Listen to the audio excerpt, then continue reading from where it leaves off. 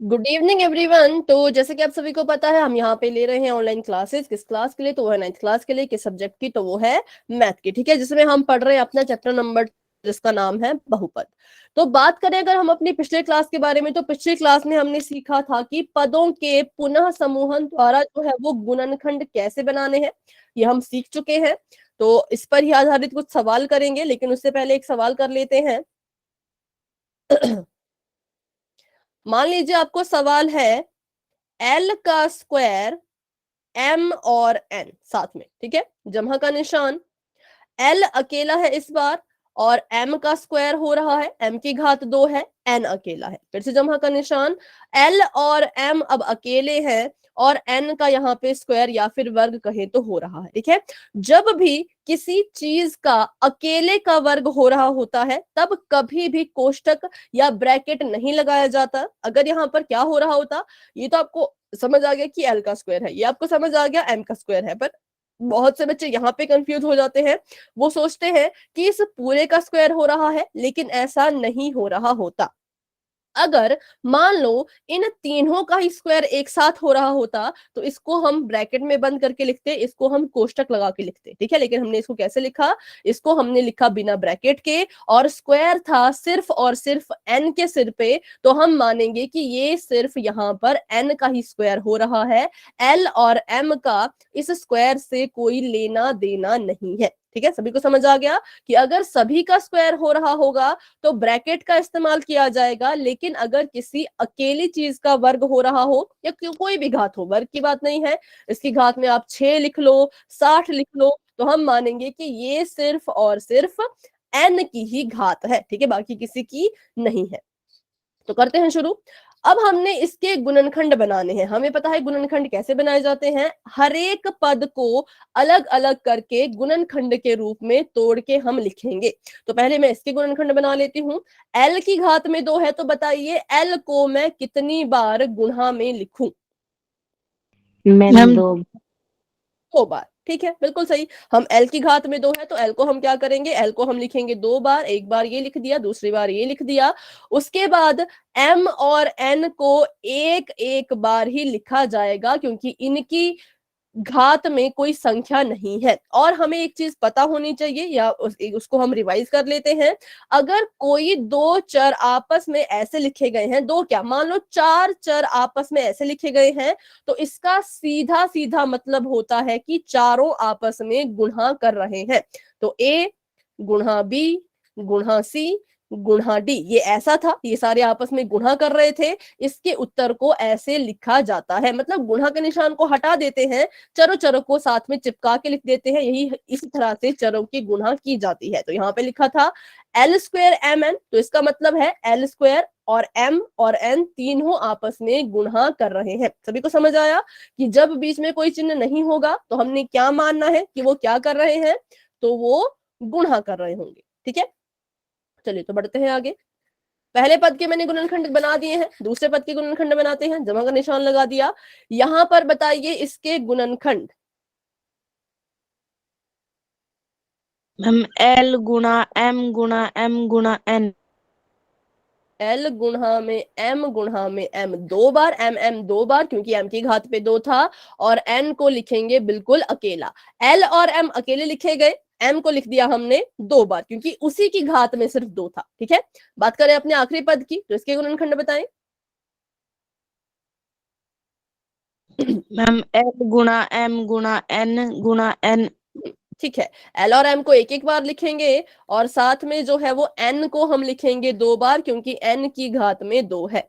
कितने बच्चों को ये स्टेप समझ आ चुका है कि मैंने क्या किया? वो वाई टाइप करेंगे। जितने बच्चों को डाउट है वो माइक ऑन करके डाउट पूछेंगे। जितने बच्चे चाहते हैं रिपीट किया जाए, वो चैट बॉक्स में आर लिखेंगे। समझ आ गया तो वाई, डाउट है माइक ऑन करके पूछ लो, चाहते हैं रिपीट करा जाए तो आर लिख लो। बस एक अकेला स्टेप कि मैंने इसके गुणनखंड बनाए, कैसे बनाए। अगर आपको कोई डाउट है तो आप पूछ सकते हैं। ठीक है, बहुत से बच्चों ने लिखा आर, कुशाल ने वाई, कुशाल ने लिखा है आर। ठीक है, तो इसको रिपीट करते हैं। चलो, तो अभी जितने बच्चों को समझ नहीं आया वो सभी यहाँ पे ध्यान से देखेंगे। उसके बाद कोई सवाल आपके मन में उठता है तो आपने मुझसे पूछना है। ठीक है, L m स्क्वायर और n। ये हमारे पास एक सवाल दिया गया है, इसमें हमें इन्होंने कहा कि इसके गुणनखंड बनाओ। फिर से मैं इसको लिख लेती हूँ थोड़ा बड़ा सा, L स्क्वायर m n जमा L m स्क्वायर n जमा L m n का स्क्वायर। पहले केस में l का स्क्वायर हो रहा है, दूसरे केस में n m का स्क्वायर हो रहा है, और तीसरे केस में n का स्क्वायर हो रहा है। ठीक है, इन्होंने कहा कि इसके गुणनखंड करके बताओ, तो हमने कहा ठीक है कर लेते हैं। गुणनखंड करने के लिए करना क्या होता है, सबसे पहले तो हर एक पद के अलग अलग से गुणनखंड बनाने होते हैं। तो बना लेते हैं। इसके गुणनखंड हम बनाएंगे। सबसे पहले तो हमें ये पता होना चाहिए, जब कोई चीजें आपस में बस चिपका के लिखी हैं, उनके बीच में कोई चिन्ह नहीं है, तो हमें पता होता है कि वो आपस में गुणा कर रही है। तो यहाँ पर a Guna b Guna c है, इसको लिखा ऐसे जा सकता है और ऐसे भी लिखा जा सकता है। ठीक है, तो यहाँ पे लिखा है l स्क्वायर m n, तो इट मीन्स ये तीनों आपस में गुणा कर रहे हैं। दूसरी चीज l की घात 2 है, तो l को हम यहाँ पे 2 बार लिखेंगे, क्योंकि किसी भी चीज की घात अगर 2 होती है तो उसको 2 बार लिखा जाता है। ठीक है, जैसे अगर यहाँ पर होता x की घात में 3, तो हम लिखते x गुणा x, लेकिन यहाँ पे था l की घात में 2, तो हमने लिखा l को 2 बार, लगा दे गुणा का निशान, और m और n को हमने अलग अलग करके लिख लिया। बीच में जमा का निशान था, जमा का निशान लगा दीजिए। उसके बाद देखो यहाँ पे l कितनी बार लिखा जाएगा, तो यहाँ पे l एक ही बार लिखा जाएगा, क्योंकि इसमें घात ही नहीं है। m कितनी बार लिखा जाएगा, तो गुणा में m हम 2 बार लिखेंगे, क्योंकि m की घात में है 2। और n कितनी बार लिखा जाएगा, तो n सिर्फ एक ही बार लिखा जाएगा। ठीक है, फिर से जमा का निशान है, तो जमा का निशान लगा दीजिए।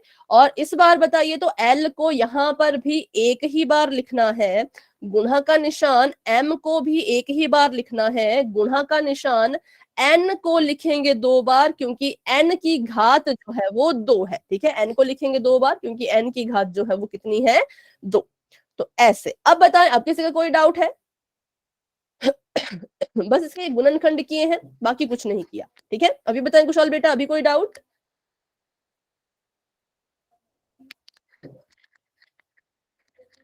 अगर आपको मेरी आवाज आ पा रही है,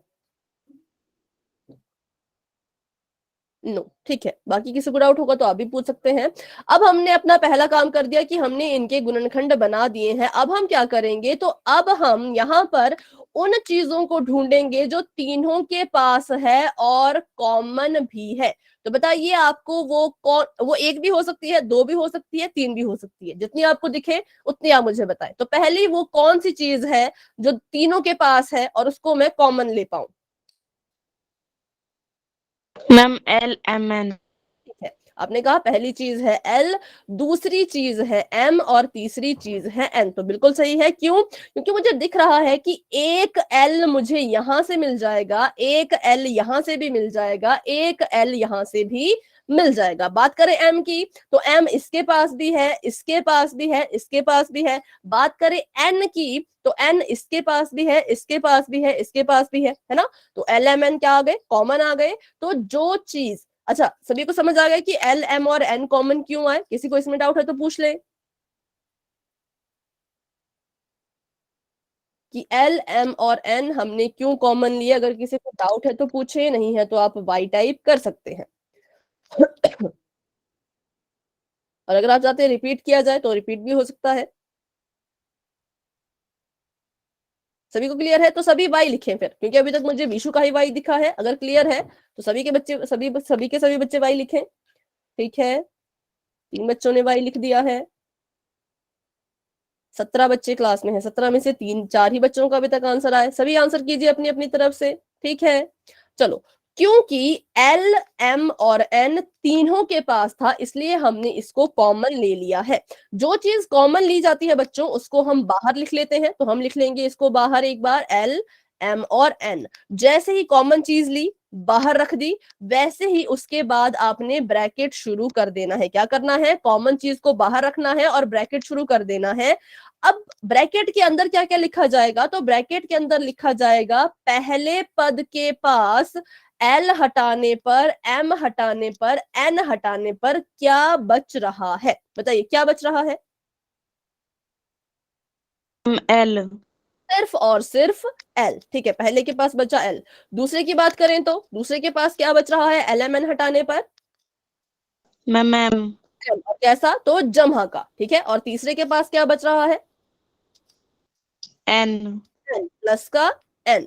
तो बस ये हमारा आंसर आ चुका है, ये हमने हमारा आंसर कंप्लीट कर दिया।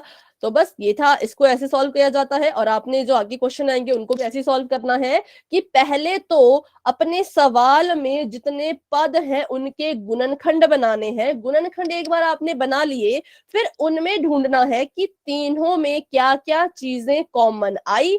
जो जो चीजें कॉमन आएंगी उनको आप लिख देंगे यहां पर। ठीक है, और उसको फिर बाहर लिख करके ब्रैकेट शुरू करके अंदर वो सब लिखना है जो उसके अलावा बचता है। अच्छा, अभी आपने लिखा यार बेटा पूरा क्वेश्चन या कोई एक पर्टिकुलर स्टेप है जो आपको समझ नहीं आया, या फिर पूरा क्वेश्चन?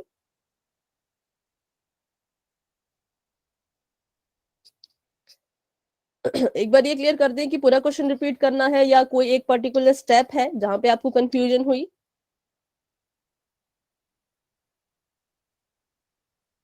ठीक है, तो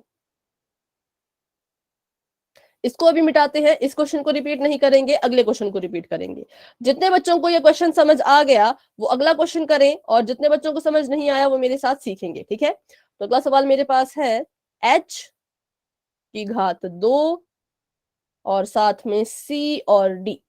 जमा का निशान एच सी की घात 2 और साथ में डी। जमा का निशान एच सी और इस बार डी की घात 2। जितने बच्चों को समझ आ गया है वो अपनी नोटबुक पे इसको सॉल्व कर लें, क्योंकि मैं आपकी नोटबुक भी चेक कर सकती हूँ। और जितने बच्चों को डाउट है वो मेरे साथ इसको फिर से सीखेंगे। तो बच्चों हमें कहा गया है कि इसके गुणनखंड करो, ना सिर्फ इसके, ना सिर्फ इसके, ना सिर्फ इसके, बल्कि इस पूरे के पूरे बीजीय व्यंजक, पूरे के पूरे बहुपद के गुणनखंड हमने करने हैं। तो करते हैं शुरू। मैंने कहा जब आपको ऐसे सवाल के गुणनखंड करने के लिए कहा जाएगा तो आप हर एक पद के अलग अलग से गुणनखंड करेंगे। तो पहले पद के गुणनखंड करते हैं। सबसे पहले लिखा है एच, एच की घात में है 2। सबसे पहले तो इसको ही तोड़ो, एच को तोड़ो, एच की घात 2 को तोड़ो, तो एच गुणा एच लिख देंगे। ठीक है, एच लिखा जाएगा 2 बार, क्यों? क्योंकि एच की घात में 2 है तो एच को 2 बार लिखा जाएगा। गुणा का निशान सी एक बार, गुणा का निशान डी एक बार। सिर्फ कौन आया 2 बार? सिर्फ और सिर्फ एच। बाकी बच्चे जिनको समझ आ गया है वो सॉल्व करें इसको खुद से। ठीक है, और उसके आगे जमा का निशान है तो मैंने यहां पर भी जमा का निशान लगा दिया। अब इसको, इसके हमने गुणनखंड बनाने हैं तो इसके गुणनखंड बनाते हैं। h को हम लिखेंगे सिर्फ एक बार, क्योंकि h के पास कोई घात नहीं है।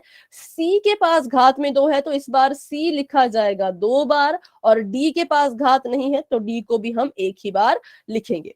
फिर से लगा देंगे जमा का निशान, और अब इसको तोड़ना है। इसको तोड़ने के लिए देखो h के पास कोई घात थी नहीं थी, तो h को एक बार लिखा जाएगा। गुणा का निशान c को भी एक बार लिखा जाएगा। गुणा का निशान इस बार d को हमने 2 बार लिखना है। d गुणा में d, d गुणा में d। ठीक है, अब बताएं जय बेटा यहां तक क्लियर है कि मैंने इसके गुणनखंड बनाए? अगर क्लियर है तो वाई टाइप करें।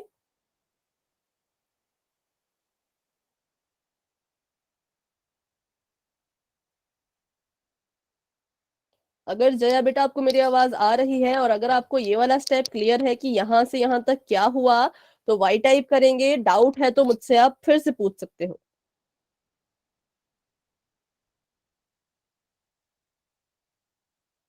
कोई रिस्पॉन्स नहीं मिल पा रहा है, तो बढ़ते हैं आगे। ठीक है, तो अब क्या करेंगे? अब हम देखेंगे कि इन तीनों के पास कौन सी चीज कॉमन है, कौन सी चीज हम सार्व ले सकते हैं। तो बताइए कौन कौन इसके पास कॉमन आ जाएगा, फटाफट से बताएं। H C D. H C D.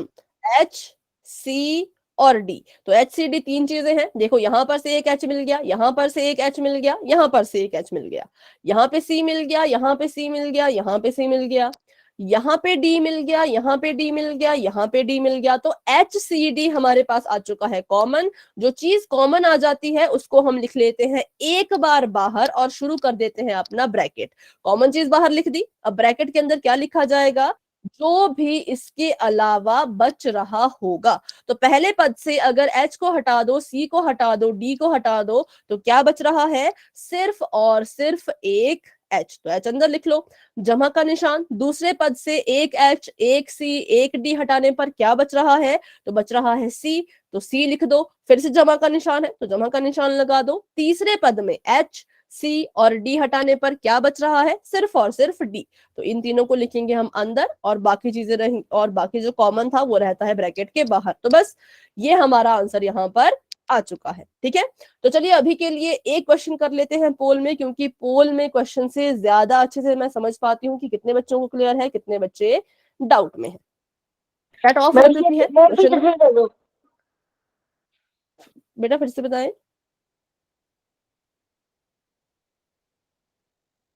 आप कुछ कह रहे हैं मैम फिर से समझा दो। पर अभी देखिए क्लास को शुरू हुए 19-20 मिनट हो चुके हैं, तो 20 मिनट का पूरा तो नहीं समझा पाएंगे। पहले क्वेश्चन कर लो एक बार, फिर उसको समझेंगे। ठीक है, वैसे भी ये रिवीजन क्वेश्चन है, ये आपके पोल के क्वेश्चन में नहीं आएगा, पिछली क्लास पर ही आधारित है। तो एक बार इस क्वेश्चन को कर लेते हैं, उसके बाद इसको दोबारा से सीखेंगे। ठीक है, तो एक बार इसको खुद से ट्राई करें, उसके बाद फिर हम इसको फिर से सीखेंगे।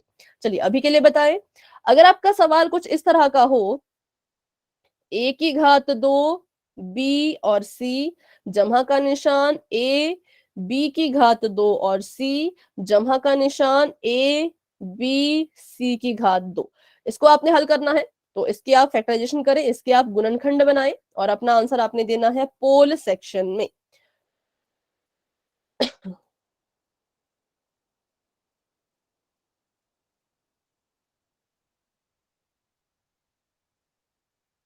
चलिए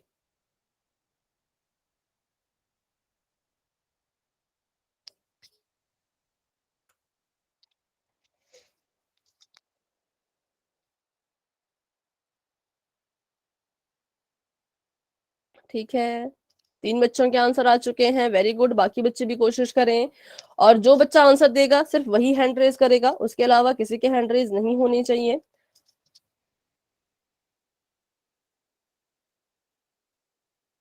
अनीश, सीमा,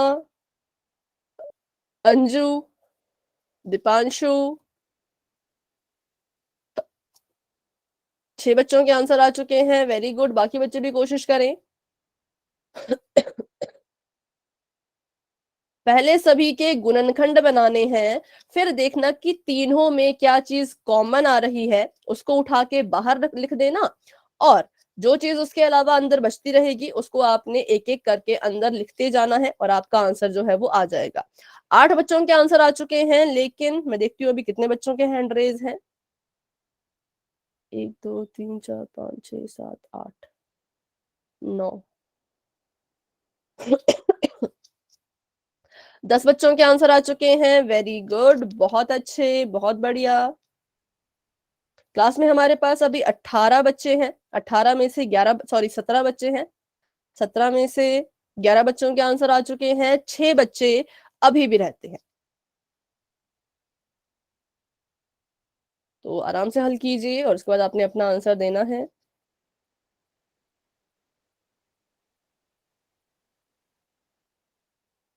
बारह बच्चों के आंसर आ चुके हैं, वेरी गुड। 18 16 बच्चे, सॉरी 16 नहीं, 6 6 बच्चे अभी भी रहते हैं, तो वो भी अपना अपना आंसर दे दें। ठीक है, 13 बच्चों के आंसर आ चुके हैं, वेरी गुड। 5 बच्चे अब रहते हैं, तो बच्चों क्वेश्चन को सॉल्व करें और अपना आंसर बताएं। अगर आपको ऑप्शन नजर नहीं आ रहे होते हैं तो आप क्या कर सकते हो, अपनी स्क्रीन को जूम कर सकते हो। ये आपकी रही स्क्रीन, ऐसे इसको रखो 2 उंगलियां और ऐसे जूम करो, फिर देखो आपको ऑप्शन जो है वो कितने बड़े बड़े आपको नजर आएंगे, है ना।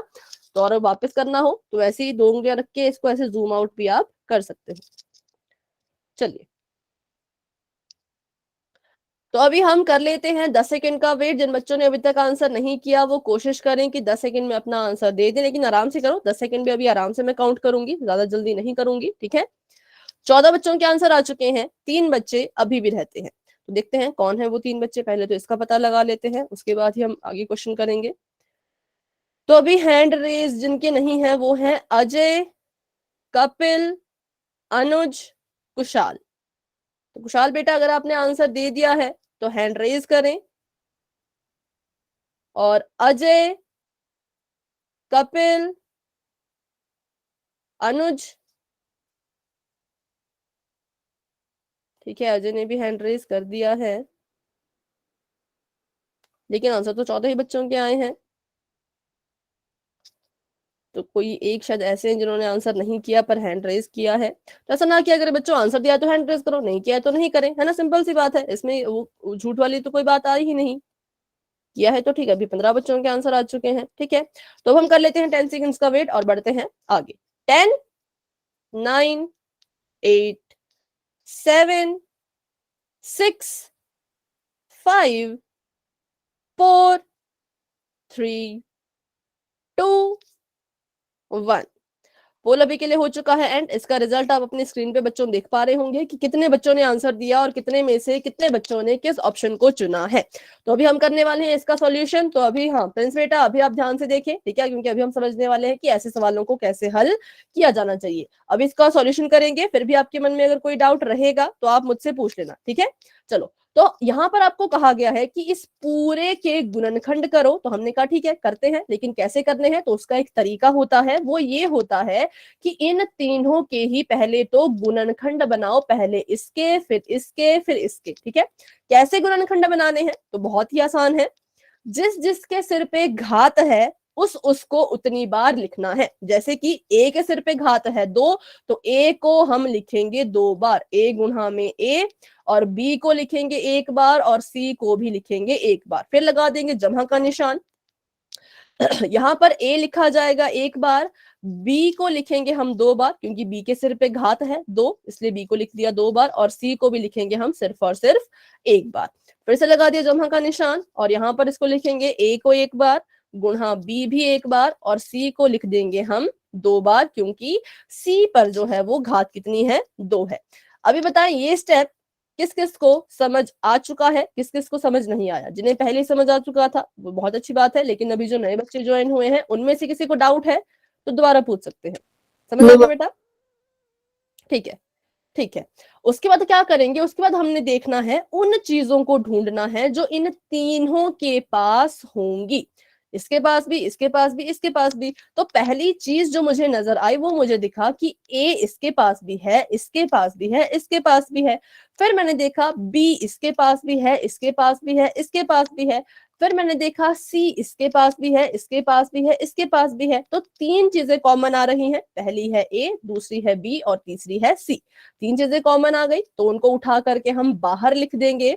जैसे ही बच्चों आप कॉमन चीज को बाहर लिखते हैं उसके तुरंत बाद आपने ब्रैकेट शुरू कर देना है, बिना सोचे समझे, कुछ नहीं सोचना। कॉमन चीज बाहर लिख दी, फटाफट से अपना ब्रैकेट शुरू कर दो। ब्रैकेट शुरू कर दिया तो ब्रैकेट के अंदर वो चीजें लिखी जाएंगी जो इसके अलावा बच रही है। जैसे कि पहले पद से ए हटा दो, बी हटा दो, सी हटा दो, क्या बच रहा है? मम्मी ए। और दूसरे पद की बात करें तो ए हटा दो, बी हटा दो, सी हटा दो, क्या बच रहा है? दी और तीसरे पद की बात करें, ए हटा दो, बी हटा दो, सी हटा दो, क्या बच रहा है? सी सिर्फ और सी सिर्फ सी। ठीक है, तो बस ये हमारा आंसर आ गया है। हमने कॉमन चीज ले ली, बाहर लिख दिया, जो चीजें बच रही थी उनको अंदर लिख दिया, और ये हमारा आंसर आ चुका है, जो कि है कहां पर, तो ऑप्शन नंबर ए में। तो option number A is the right answer. और अभी बढ़ते हैं, देखते हैं सच में सही है या गलत। तो जी हाँ, बिल्कुल सही है, ऑप्शन नंबर ए जो है वो बिल्कुल करेक्ट आंसर है। तो ऐसे इन सवालों को करना होता है, बहुत ही सिंपल है, बस थोड़ा सा ध्यान देने की जरूरत है, फिर आप इस क्वेश्चन को आराम से हल कर पाएंगे। ठीक है, चलो तो अभी बढ़ते हैं आगे और एक और क्वेश्चन कर लेते हैं पोल सेक्शन में ही। तो अभी के लिए बच्चों आपकी चैट हो चुकी है ऑफ, और बढ़ते हैं अपने सवाल की तरफ। क्वेश्चन आप सभी के सामने फिर से उसी तरह का है, सेम नहीं है पर उसी तरह का है। इसमें भी क्या है, पहले लिखा है एक्स स्क्वायर, फिर बाद में वाई जेड, जमा का निशान एक्स, वाई का स्क्वायर जेड, जमा का निशान एक्स, वाई, और इस बार जेड की घात 2। यहाँ पे देखें सिर्फ एक्स की घात 2 है, सिर्फ वाई की घात 2 है, यहाँ पे सिर्फ जेड की घात 2 है। ठीक है, तो अब इसको सॉल्व कीजिए, इसको हल कीजिए, इसके गुणनखंड बनाओ, फिर उसमें सार्व गुणनखंड ढूंढो। सार्व गुणनखंड बाहर लिख के ब्रैकेट शुरू करो, ब्रैकेट के अंदर क्या क्या चीजें लिखनी है वो ढूंढो, और आपका आंसर आ जाएगा। ठीक है, कोशिश करें और अपना आंसर आपने देना है पोल सेक्शन में। चलिए अब इसके लिए, अभी के लिए ट्राई करें सभी बच्चे अपना अपना क्वेश्चन।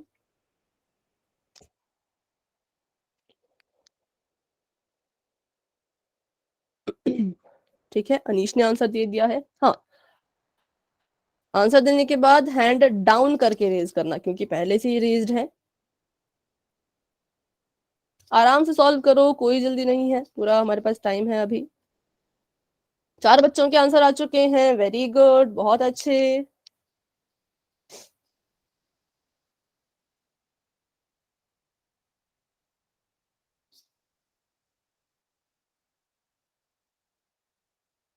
पांच बच्चों के आंसर आ चुके हैं, वेरी गुड। धीरे धीरे सभी अपना आंसर दे रहे हैं और काफी अच्छा सभी कर रहे हैं, बहुत बढ़िया, बहुत अच्छे। कोशिश करते रहें, सही होगा गलत होगा बात की बात है, पर कोशिश करते रहें। और ये वाला, हाँ, यहाँ से आपका पोल रिजल्ट बनना शुरू हो जाएगा, ये वाला क्वेश्चन आपके पोल रिजल्ट में आएगा, ठीक है। जो मैंने आज शायद भेजा भी था, ठीक है। 9 बच्चों के आंसर आ चुके हैं, वेरी गुड। 10 बच्चों के आंसर आ चुके हैं, वेरी गुड। क्लास में हमारे पास 18 बच्चे हैं, 11 बच्चों के आंसर आ चुके हैं। बेटा अगर आप आंसर बता रहे हैं तो आंसर नहीं बताना है, लेकिन उसके अलावा कुछ कह रहे हैं तो आप कह सकते हो। मैं हल कर रहा हूँ, 1 मिनट रुको। अच्छा, आप हल कर रहे हैं, ठीक है ठीक है, हाँ, ओके ओके, हल करें। नहीं, मैं अभी पोल एंड नहीं कर रही, मैं बस बता रही थी कि कितने बच्चों ने आंसर किया है, ठीक है।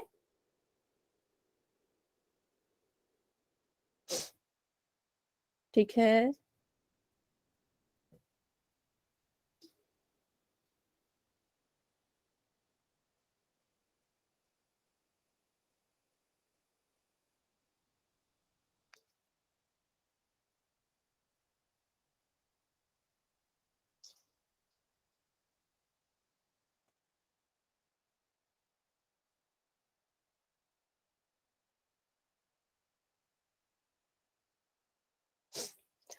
तेरह बच्चों के आंसर आ चुके हैं, 14 बच्चों के आंसर आ चुके हैं, वेरी गुड। जो आंसर दे रहे हैं हैंड रेज करते जाएं, ठीक है ठीक है। क्लास में हमारे पास 18 बच्चे हैं, तो 4 बच्चे अभी भी रहते हैं।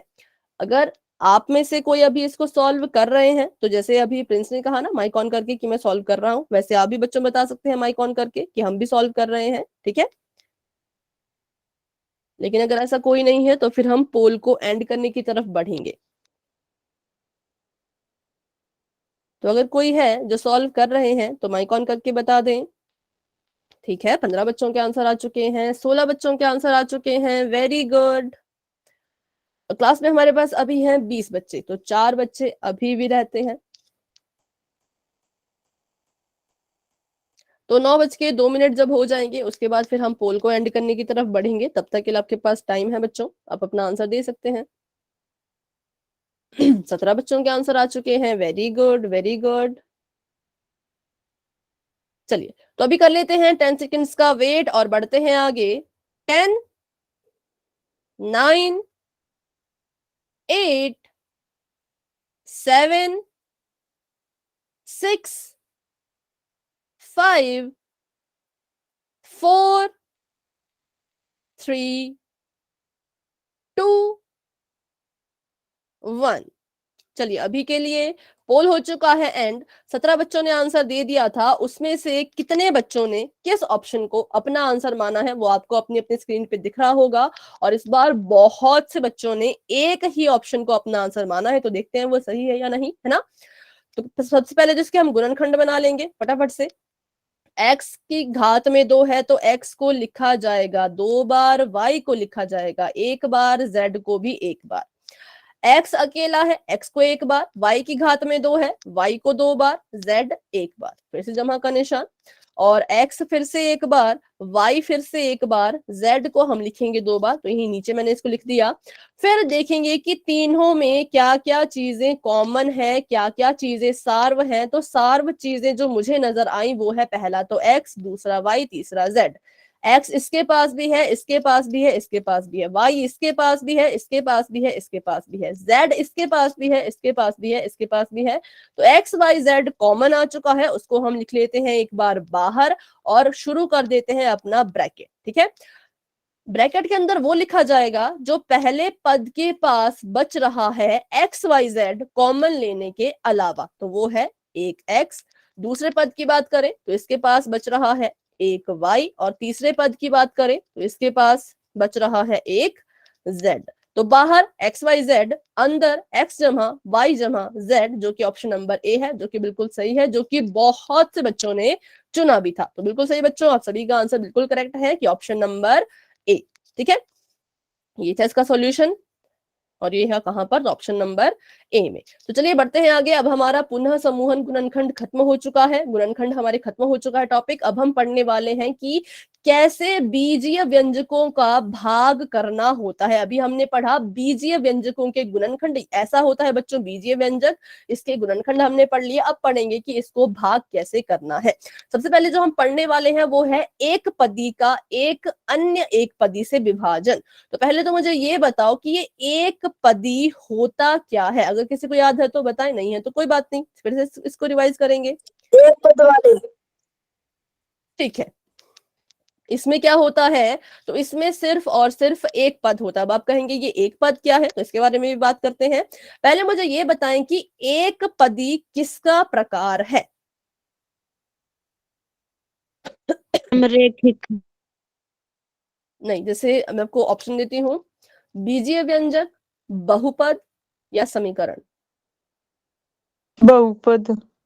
बहुपद, वेरी गुड। एक पदी जो है वो किसका उदाहरण है, तो वो किसका प्रकार है, तो ये बहुपद का ही एक प्रकार है। बहुपद क्या होता है ये हमने पिछली क्लासेस में पढ़ा था बहुत पहले, इसको इतना डिटेल में नहीं जाएंगे, पर एक पदी अच्छे से सीखेंगे। तो बहुपद जो बच्चों होता है वो कुछ इस तरह का दिखता है, जिसमें कि चर भी होता है और अचर मतलब संख्याएं भी होती है। ठीक है, और उसको हम ऐसे लिखते हैं।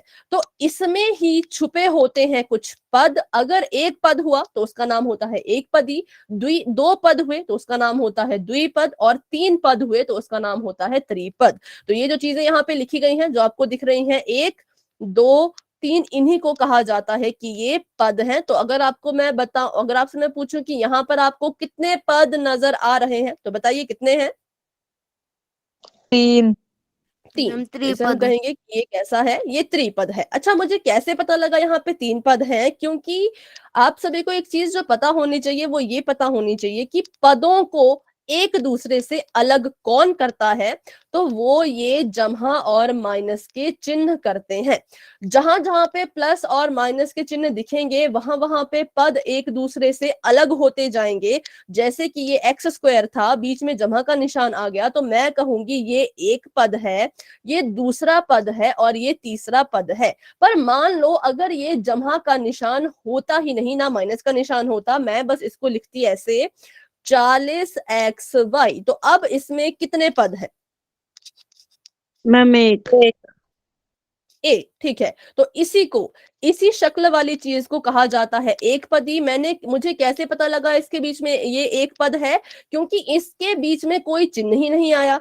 40 था, एक्स था, वाई था, इनके बीच में कोई निशान ही नहीं है। जब तक कोई निशान नहीं आएगा तब तक हम पदों को एक दूसरे से अलग नहीं कर सकते, इसलिए इसे हम कहेंगे कि ये एक पद वाला है, ये एक पदी है। अगर मैं इसी को ऐसे लिखूं तो अब बताइए अब कितने पद है। 2। दो। इसी को अब मैं अगर ऐसे लिखूं तो 3। तीन। ठीक है, बिल्कुल सिंपल था कि अगर कोई चिन्ह नहीं होगा तो आप उसको एक ही पद वाला मानेंगे। अगर एक चिन्ह आ गया या जमा का निशान आ गया तो ये दोनों एक दूसरे से अलग हो गए। फिर जमा का निशान भी आ गया और एक और निशान भी आ गया, तो ये तीनों एक सबसे अलग हो गए, तो इसलिए ये तीन बन गए। तो बस यही होता है फर्क कि पदों को कैसे गिना जाता है, और जब आपको पद गिनने आ गए तो फिर एक पदी, द्विपद, त्रिपद भी आपको समझ आ जाएगा। ठीक है, तो अभी हमने इसके चक्कर में नहीं पढ़ना है द्विपद त्रिपद के, क्योंकि अभी हम एक पदी के बारे में पढ़ने वाले हैं, तो एक पदी ही सीखेंगे। एक पदी वो होता है जिसके बीच में कोई जमा या माइनस का निशान नहीं होगा। अगर मैं लिखूं 100xyzqrs, तो अभी भी हम इसे क्या कहेंगे कि कितने पद हैं। 2। एक पद मैम। दो, तीन, मुझे ऐसा सुनाई दे रहा है कुछ, फिर से बताएं। एक पद। एक ही है अभी भी। क्यों? क्योंकि इसके बीच में कोई चिन्ह ही नहीं आया। जब तक चिन्ह ही नहीं आएगा तब तक हम इसको द्विपद कैसे बोलेंगे? तो यहां से मैंने शुरू किया, देखा चिन्ह चिन्ह कोई चिन्ह ही नहीं था, तो इसका मतलब ये पूरा का पूरा एक ही पद है। बस सीखते हैं अब इसको आगे कैसे करना है। तो ऐसा बहुपद जिसमें सिर्फ एक ही पद होता है उसे कहा जाता है एक पदी, इंग्लिश में बोले तो मोनोमियल। और अब ये आपसे पूछ रहे हैं कि हमें पता है हम संख्याओं को भाग कर सकते हैं, 2 एकम 2, 2 चौके 8, ऐसे ऊपर नीचे इनको काट सकते हैं। ठीक है, 72/9 है तो मुझे पता है 9 एकम 9, 9 आठे 72, तो इसको भी काटा जा सकता है ऊपर नीचे। फिर अगर संख्याएं आपस में कट सकती हैं तो क्या हमारे बीजीय व्यंजक भी आपस में कट सकते हैं? क्या आपका इसके बारे में क्या विचार है? हाँ या ना? सोचिए और बताएं कि अगर संख्याएं आपस में कट सकती हैं तो क्या बीजीय व्यंजक भी कट सकते हैं? तो आपने लिखा वाई, जी हाँ बिल्कुल सही, कि हाँ इनका भाग भी जो है वो संभव होता है। कैसे होता है तो वही तो हम सीखेंगे। यहां पर आपको सवाल दिया गया कि 6x में 2x से भाग दीजिए। क्या सवाल पूछा गया है? तो ध्यान से अपनी स्क्रीन पे देखिए। आपको पूछा गया कि 6x में आपने क्या करना है, 2x से भाग देना है। सबसे पहले तो इसको लिखने का तरीका सीखेंगे, कैसे लिखा जाता है। जिसको, तो अपनी कॉपी पे इसको नोट करें, ये एक रूल है। जिसको भाग देना हो, जिसको भाग देना हो वो लिखा जाएगा ऊपर, फिर आएगा बटे का निशान, फिर नीचे कौन आएगा? तो जिससे भाग देना हो। ठीक है, जिससे भाग देना हो, ऊपर उसको लिखेंगे जिसको भाग करना है, नीचे उसको लिखेंगे जिससे भाग करना है। कैसे पता लगेगा? तो क्वेश्चन में लिखा होगा, जैसे यहां पे लिखा है कि 6x में 2x से भाग दीजिए। तो बताइए किससे भाग देना है? 2 से। 2x 2x। से 2x कहां लिखूं मैं, ऊपर या नीचे? नीचे। नीचे। क्योंकि क्या लिखा है हमने कि जिससे भाग देना होता है वो आता है बटे के नीचे। तो अगर 2x नीचे आ रहा है तो 6x, ऑब्वियस सी बात है 6x तो ऊपर ही आएगा। तो अगर आपने ये पता लगा लिया कि नीचे किसको लिखना है तो ऊपर किसको लिखना है वो आपको खुद ब खुद पता लग जाएगा। 2x से भाग देना था तो 2x को मैंने नीचे लिख दिया, और 6x को देना था तो 6x को मैंने ऊपर लिख दिया। तो ये सभी ने नोट कर लिया है? अगर तो वाई टाइप कर दें या इसका स्क्रीनशॉट ले लो, आपके काम आएगा बाद में, कभी आप इसको देखेंगे अपने फोन में तो, कि ये जरूरी था कि जिसको भाग देना हो ऊपर लिखो, जिससे जिससे भाग देना हो नीचे लिखो। ठीक है, चलो अब ये तो हमने सीख लिया किसको कहाँ लिखना है, कैसे लिखना है। अब देखते हैं कि भाग कैसे देना है। तो भाग देना तो और भी ज्यादा आसान है। ये 6x है, बटे में 2x है। तो सबसे पहले क्या संख्या से संख्या काटी जा सकती है? यहाँ पे दो चीजें हैं, संख्या संख्या, चर चर। तो आपने क्या करना है, संख्या को संख्या से काटना होता है, चरों को चरों से काटना होता है। तो मुझे दिख रहा है कि 2 के पहाड़े में 6 आता है, तो 2 से इसको काट दो। 2 एकम 2, 2 तिया 6। तो संख्या की बात करूं तो संख्या मेरे पास आ गई 3। लेकिन चर की बात करूं तो x से जब x कट जाएगा तो उत्तर में कितना आएगा? बताएं, सोचिए और बताएं। 3x आप कह रहे हैं, लेकिन 3x नहीं आएगा। देखो 5 को 5 से जब काटते हैं तो उत्तर में क्या आता है? यहाँ पे क्या आता है? एक। एक। वेरी गुड, एक आता है। कुछ बच्चे यहाँ पे इसको 0 लिख देते हैं, तो बच्चों 0 नहीं लिखना है। 0 नहीं आता है, कितना आता है? 1 आता है। जब हम सेम चीज को सेम चीज से काट देते हैं तो उत्तर में 1 आता है। वैसे ही आपने क्या किया, तो आपने भी x को x से काट दिया तो उत्तर में कितना आएगा? 1 मैम। 3 गुना 1। तो इसका उत्तर आ गया सिर्फ और सिर्फ 3। देखो सिंपल था, संख्या को संख्या से काटना था, चर को चर से काटना था। जब मैंने संख्या को संख्या से काटा तो 2 एकम 2, 2 तिया 6, मेरी संख्या आई 3। और चर को चर से काटा, x को x से काटा तो बच गया 1। उनको आपस में गुणा कर दिया तो 3 एकम आ गया 3। तो इसका उत्तर 3x नहीं आएगा, इसका उत्तर सिर्फ और सिर्फ अकेला 3 आएगा, क्योंकि x से तो x कट चुका है। ठीक है, बढ़ते हैं आगे और सवाल करते हैं ताकि ज्यादा अच्छे से क्लियर हो। जैसे कि ये यहाँ पे आपको कहा है कि x की घात 4 है और नीचे x की घात 2 है, इसको भाग दीजिए। तो हम क्या करेंगे, सबसे पहले तो ऊपर वाले x को हम 4 बार लिखेंगे। क्यों? क्योंकि इसकी घात में 4 है। जिसकी घात में जो चीज होती है उस चीज को उतनी बार लिखा जाता है। ऊपर वाले को लिखेंगे 4 बार, तो बताइए नीचे वाले को कितनी बार लिखेंगे?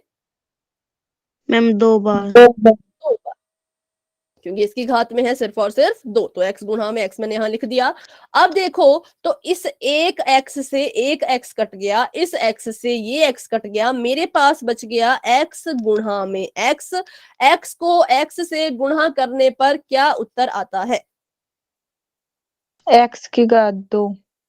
वेरी गुड, x की घात में 2। कुछ बच्चे इसको लिख लेते हैं 2x, तो 2x भी गलत है। x की घात 2 इज दी राइट आंसर। तो साफ साफ मतलब है कि जब हमने x की घात 4 से x की घात 2 को काटा तो हमारे पास उत्तर में x की घात 2 ही बचा। लेकिन सवाल अब ये उठता है कि छोटे तो थी, हमने तो छोटी घात थी तो काट दिया। अब अगर मैं आपको बोलूं कि x की घात जो है वो 40 है ऊपर और x की घात जो है वो 30 है नीचे, तो क्या आप x को यहाँ पे 40 बार लिखेंगे? ऐसा तो नहीं हो सकता। ऐसे करने लग गए तो हमारा क्वेश्चन तो कितना लंबा हो जाएगा, है ना। तो इसके लिए एक नियम होता है, एक रूल होता है जिसे कहते हैं घातांक का नियम, जो हमने अपने पहले चैप्टर में भी पढ़ रखा है। तो वो नियम क्या कहता है, तो उसकी बात सुन लेते हैं। नियम कहता है अगर आपके जो चर हैं वो एक जैसे हैं, ठीक है, मान लो ऊपर भी एक्स है नीचे भी एक्स है, ये हमारे चर हैं, ये एक जैसे हैं, और अगर वो भाग कर रहे हैं, पहली बात चर एक जैसे होने चाहिए, और अगर वो भाग कर रहे हों, और अगर इसकी घात 40 है इसकी घात 30 है, तो उनकी घातें आपस में माइनस हो जाती है। अगर 3 चीजें हैं इसमें, 2 चीजें हैं इसमें, ध्यान रखिएगा। अगर चर सेम है और वो भाग हो रहे हैं तो आप क्या करेंगे, x यहाँ पे 2 बार लिखा था, आप x को एक ही बार लिखेंगे, और ऊपर वाली घात मतलब 40, ऊपर वाली घात में से नीचे वाली घात को आपने माइनस कर देना है। तो कीजिए इसको माइनस, तो कितना आ जाएगा x की घात में 10। 10। तो बस हो गया, हमारा आंसर आ गया। हमें इसको ऐसे ना तो खोलने की जरूरत पड़ी ना तो काटने की जरूरत पड़ी, हमने बस ऊपर वाली घात से नीचे वाली घात को माइनस कर दिया और हमारा आंसर आ गया। लेकिन शर्त कहती है ये तभी होगा जब ऊपर भी x नीचे भी x, दोनों जगह x x थे, या सेम चर x भी ना हो, y y हो, z z हो, ए हो, सी हो, तब भी ये रूल काम करेगा। लेकिन अगर यहाँ पे होता x नीचे होता y तो ये काम नहीं करता, ठीक है। तो बस यही था इसमें कि सेम चर हो और भाग कर रहे हो तो उनकी घातों को माइनस करना है। कैसे? तो ऊपर वाली से नीचे वाली, गलती से भी नीचे वाली से ऊपर वाली मत कर देना, ऊपर वाली घात से नीचे वाली। तो एक सवाल मैं आपको देती हूं, अगर मैं आपको कहूं ये b है, b की घात है 5 और नीचे b है, b की घात है 4, तो बताइए अपना आंसर। बी b की 5 बी बी 1 b b की की घात घात 1, 3। सिंपल है। b 2 बार लिखा था, b को 1 बार लिखेंगे। ऊपर वाली घात 5 है, नीचे वाली घात 4 है, ऊपर में से नीचे वाली को माइनस कर देंगे तो आ गया b की घात में 1, जिसको हम सिर्फ b भी लिख सकते हैं, ठीक है। चलिए तो अब इसी को थोड़ा सा चेंज करते हैं। अब मान लीजिए b की घात है 50 और नीचे वाले b की घात है 15।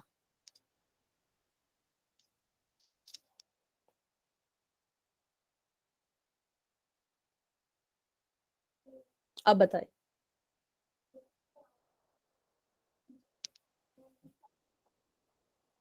मैम मैम शायद बी 35। b ठीक की है, घात 35। ठीक है। देखो, तो b को हम सिर्फ 1 बार लिखेंगे और ऊपर वाली घात है 50, उसमें से माइनस कर दो नीचे वाली घात। 50 में से जब 15 माइनस करेंगे तो कर दो यहाँ पे, ये 50 है, ये 15 है, हासिल एक चलेगी यहाँ पे, ये बच गया 4, 10 में से 5 गए 5, 4 में से 1 गया 3, तो b की घात कितनी आ गई? b की घात आ गई 35। तो रूल बिल्कुल सिंपल है, अगर चर आपके सेम है ऊपर नीचे और भाग हो रहे हैं तो घातें आपस में माइनस हो जाती है, ठीक है। तो अभी करते हैं एक सवाल फुल सेक्शन में, उसके बाद देखते हैं कितने बच्चों को समझ आया, कितने बच्चे अभी भी डाउट में है। तो अभी के लिए बच्चों चैट हो चुकी है ऑफ और क्वेश्चन आप सभी के सामने आ चुका है कि x की घात 7 में, x की घात 7 में x की घात 3 से आपने डिवाइड करना है, या यूं कहें इसको आप ऐसे भी लिख सकते हो, x की घात 7 ऊपर और x की घात 3 नीचे। इसको हल कीजिए और अपना आंसर आपने देना है पोल सेक्शन में, जो कि आपको थोड़ी ही देर में नजर आने वाला है। अच्छे से हल कीजिएगा। जल्दबाजी और लापरवाही में गलत मत करना, रूल को ध्यान में रखना। चलिए अभी पोल ओपन हो चुका है, सभी बच्चे जाएं और अपना अपना आंसर वहां पर दे दें।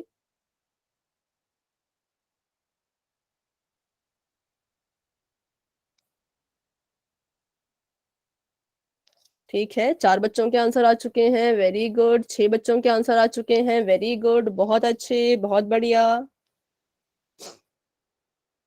9 बच्चों के आंसर आ चुके हैं, शाबाश बच्चों, काफी अच्छा सभी कर रहे हैं, वेरी गुड वेरी गुड। 10 बच्चों के आंसर आ चुके हैं, 11 बच्चों के आंसर आ चुके हैं। क्लास में हमारे पास 19 बच्चे हैं और 19 में से 12 बच्चों के आंसर आ चुके हैं, वेरी गुड।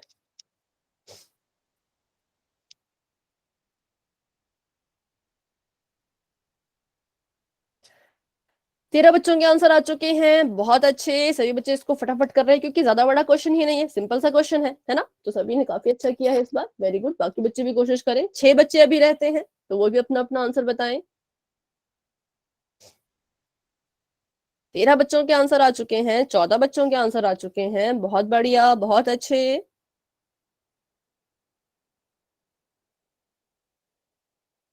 9:20 पे फिर हम पोल को एंड करना शुरू कर देंगे, इसलिए जितने बच्चे रहते हैं वो अपना आंसर देने की कोशिश करें। 14 बच्चों के आंसर आ चुके हैं, वेरी गुड। 18 बच्चे क्लास में, तो मतलब 4 बच्चे अभी भी रहते हैं। ठीक है, तो 20 हो चुके हैं, 9:20 हो चुके हैं, तो कर लेते हैं 10 सेकंड का इंतजार। 10, 9, 8, 7, 6, 5, 4, 3, 2, 1। अभी के लिए पोल हो चुका है एंड, और इसका रिजल्ट आपको अपनी स्क्रीन पे दिख रहा होगा कि कितने में से कितने बच्चों ने आंसर दिया और कितने बच्चों ने किस ऑप्शन को अपना आंसर माना। तो बताइए अपना अपना आंसर। मैम ठीक है, बिल्कुल सही है। क्यों? क्योंकि x यहाँ मैम पे सी 2 बार लिखा गया था, है ना। x को हमने कितनी बार लिखना है? 1 बार लिखना है।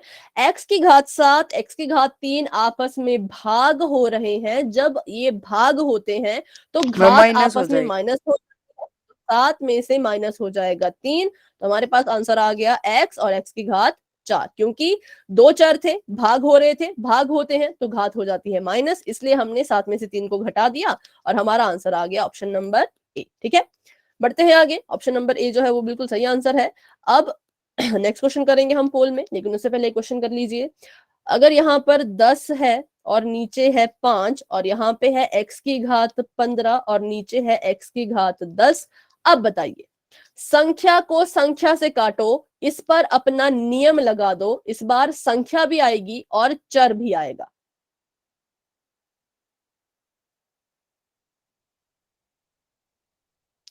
Ma'am 5x5। 5 तो नहीं आएगा बेटा, 5 से तो काटना है इसको, 5 से काटिए 10 को। 2x और x की घात 5। Yes ma'am. ठीक है, हाँ अब ठीक है। हाँ अब ठीक है, देखो कैसे काटेंगे। तो 5 एकम 5, 5 दूनी 10। ठीक है, तो संख्या की बात करें तो संख्या आ गई 2, और बात करें अपने चर की तो हमें पता है x की घात ऊपर 15 है, नीचे 10 है। x को लिखेंगे एक बार, 15 में से 10 माइनस कर देंगे तो संख्या 2 है, 2 ही रहेगी। चर x है, x ही रहेगा, और घात कितनी आ जाएगी? तो 15 माइनस 10, 5। तो ये हमारा आंसर यहाँ पर आ चुका है। ठीक है, किसी को डाउट है तो पूछ लें, क्योंकि हम ऐसा क्वेश्चन करने वाले हैं पोल में। कोई सवाल है किसी का? कोई चीज आपको समझ नहीं आई हो, कोई चीज आपको परेशान कर रही हो तो पूछ लीजिए। बस रूल सिंपल है, संख्या से संख्या काटो और चर से चर को काटो। काटने की भी जरूरत नहीं है, बस ऊपर वाली घात से नीचे वाली घात को माइनस कर देना होता है। ठीक है, तो चलिए अभी कर लेते हैं एक और सवाल पोल सेक्शन में ही। यहाँ पे आपको दिया गया है 14x की घात 5 बटे में 7x की घात 2। इसको आपने हल करना है, संख्या से संख्या को काटना है, चर से चर को काटना है, और जो भी आपके पास उत्तर आता है वो आपने देना है पोल सेक्शन में, जो कि आपको थोड़ी ही देर में नजर आने वाला है। चलिए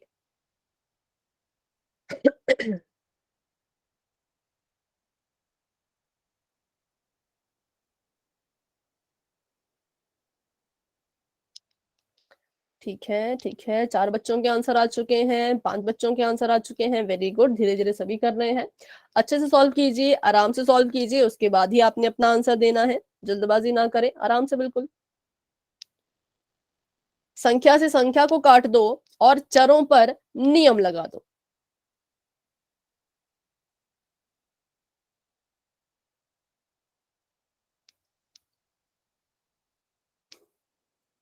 नौ बच्चों के आंसर आ चुके हैं। Very good.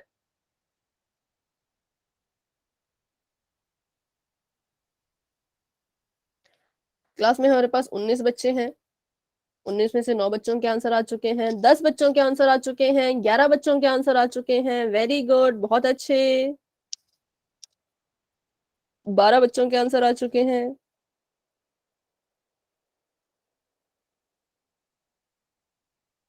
ठीक है, अभी क्लास में 19 बच्चे हैं। 19 में से 12 बच्चों के, अच्छा 13 बच्चों के आंसर आ चुके हैं। Very good. 6 बच्चे अभी भी रहते हैं, तो वो भी अपना आंसर कर दें।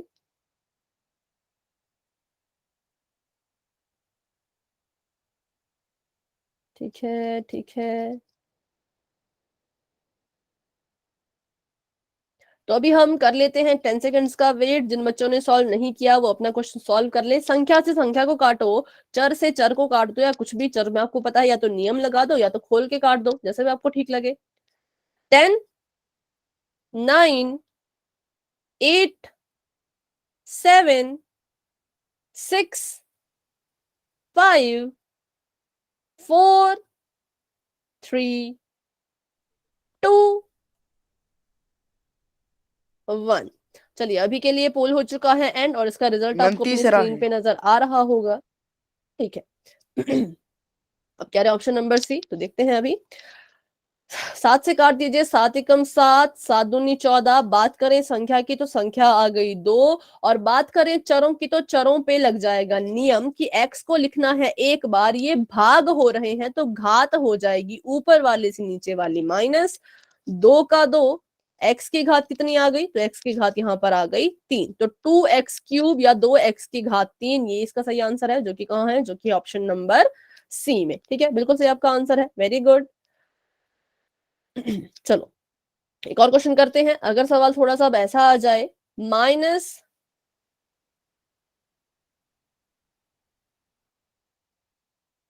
अच्छा माइनस है यहाँ पर, और यहाँ पर है 16/20, h की घात 100, h की घात 50। चलिए, माइनस का साइन भी है और बटा है, और h की घात 100, h की घात 50, दो संख्याएं हैं। सबसे पहले तो ये बताओ कि आप 16 और 20 को किससे काटोगे। 16 और 20 किस किस के पहाड़े में आता है वो सोचे और उसको काटे। 2 से। हाँ, 2 से भी काट सकते हैं, और 16 और 20 डायरेक्टली भी किसके पहाड़े में आते हैं, अगर हम मैम सोचे तो। 4। 4 आप इसको 4 से भी डायरेक्ट काट सकते हो। 2 के ठीक में है, भी आते हैं मैम। 2 के भी आते हैं, उससे भी काटो। उससे आपको डबल डबल बार काटना पड़ेगा, लेकिन काटिए और अपना फाइनल आंसर बताइए।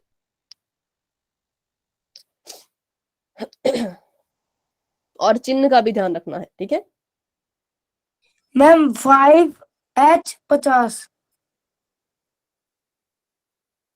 5, ठीक। 5 नहीं, सिर्फ 5 नहीं आ सकता बेटा। मैम -4/5 की घात 50। h की घात 50। ठीक है, वेरी गुड। देखो कैसे काटना था।